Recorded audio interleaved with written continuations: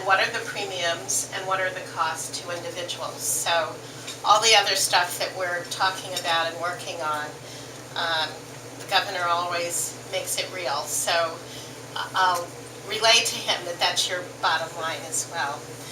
I also am very happy to be here with the other panelists.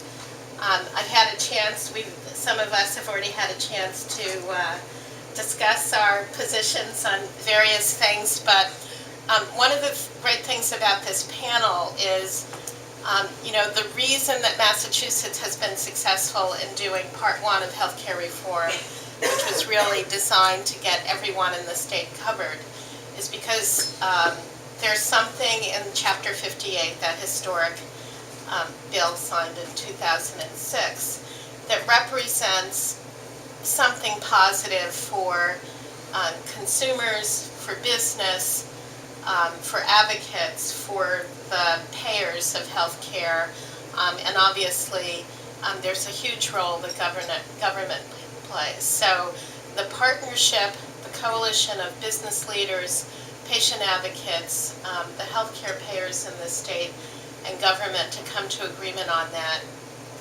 is the way that we were successful in making healthcare reform Part 1 work. And if we don't keep that partnership together at a high level, statewide level, I don't think that we'll be successful in Part 2. So I think it's great that we have this panel that represents those factions of the partnership. And as I said, healthcare reform Part 1 has been successful. 98.1% of people have some form of health insurance. 99.8% of kids are covered. I often say that I feel like I can just go to community to community and find that one child that's out there that doesn't have insurance and get everybody covered. But the issue is, quite frankly, we can't sustain the progress or the success that we've made in getting near universal coverage if we don't bring health care spending down. Massachusetts spends about $66 billion right now on health care on an annual basis, $66 billion. In 2020, the projections are, if we don't do something, we'll be spending $120 billion on health care. As you all know, that means that it's squeezing out other things that we should be investing in, whether it's innovation, investment in new businesses coming in, our schools, infrastructure. I know you have one of your topic forums is going to be on transportation. Our transportation system is crumbling. So it's squeezing out other things, and that's true not only at the high policy level, but we know it's true for families as well. The governor and the legislature have done a lot of things to try to bring down the cost of health care, especially for small businesses in the last So I'm going to tell you about a couple of my clients, and in the interest of their privacy, I've changed their names. And they look like this, but these are not their photos. But Cal, man I'll call Cal, is indeed a veteran of World War II and has had some hearing loss over the years from his time in loading the big guns on his destroyer in the Pacific. At this point now, many years later, he's age 88, has a girlfriend. They're adorable, they're really a cute couple.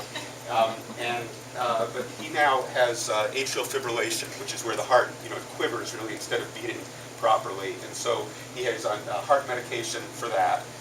He has some depression, some mild confusion, dementia, not too bad really. But so he has several health issues at this point. And the woman I'll call Mindy is in her early 50s, attractive but very gaunt. And she's gaunt because she doesn't eat very much, eat very well. She's often constipated. Why? Well, because she's on a lot of different pain medication, methadone and OxyContin. Why? Well, that's because the result of a medical error, surgical error that cut the vagus nerve years back. And so she's been in lingering pain, has had some many problems, medical problems associated with that. So these are two of my clients. So as a professional advocate, I work with them. And so with Cal that one of the issues was that his team of physicians and practitioners, mostly at the Veterans Administration, but then he has a doctor who's not in the system, weren't really communicating very well. And so the medication that he was on, it has some real tricky instructions for it. Pradaxa, it's a fairly new blood thinning medication. And he wasn't quite sure of how to take it, and with a little forgetfulness. Into mid-size and larger companies, and they're continuing to go up faster, even after you adjust for variations in geography, demographics, and benefit levels. I share, or I don't share, exactly the same perspective on the 2006 law when it comes to small businesses. It's been a real success in many areas, but I think for small employers it's been a little bit of a disappointment. Let me explain why I think that. You know, the merging of the market, small business and individuals purchasing insurance, I think ended up hurting small business a little bit. I think premiums went up a little bit as a result. Maybe that's an okay goal for us to be able to help those sicker individuals that were purchasing insurance before, but I think we must acknowledge it. I think another thing is state mandates have been very tough on small business. There have been 8 additional mandates passed in the legislature since 2006, and I think that there's not quite an understanding that those fall disproportionately on the shoulders of you all. Large companies don't pay for state mandates, they're federally regulated, and so it's individuals and small businesses that are paying that employer price. clients, but we also do a healthcare reform survey to ask them sort of where their minds are at and what they're doing relative to their firms with that. So, interestingly enough, the recent survey that we got back, and this has sort of changed over time. When this law first rolled out, a lot of employers were, oh, we got plenty of time, 2010 to 2018. So they was sort of, you know, it wasn't top of mind. They thought about it, but they weren't really doing a lot of things. They wanted to wait and see what was going to happen.